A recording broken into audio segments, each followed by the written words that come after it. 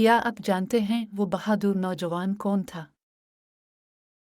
جس نے اپنی جان خطرے میں ڈال دی؟ یہ تھے علی۔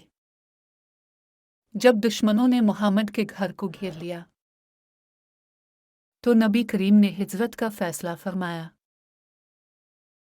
اس نازک وقت میں حضرت علی نے نبی کے بستر پر سونے کی ذمہ داری قبول کی۔ وہ جانتے تھے کہ دشمن حملہ کر سکتے ہیں، لیکن پھر بھی ڈرے نہیں۔ صبح جب دشمن اندر آئے تو حیران رہ گئے، کیونکہ بستر پر نبی نہیں بلکہ حضرت علی تھے۔ یہ واقعہ ہمیں سکھاتا ہے کہ سچی محبت قربانی مانگتی ہے۔ اگر آپ کو ویڈیو پسند آئی ہے تو براہ کرم لائک، شیئر، کمنٹ، فالو کریں اور تاریخ وتھ احمد یوٹیوب چینل کو سبسکرائب کریں اور گھنٹی کو دبائیں تاکہ میری آنے والی تمام ویڈیوز اب تک پہنچ سکیں۔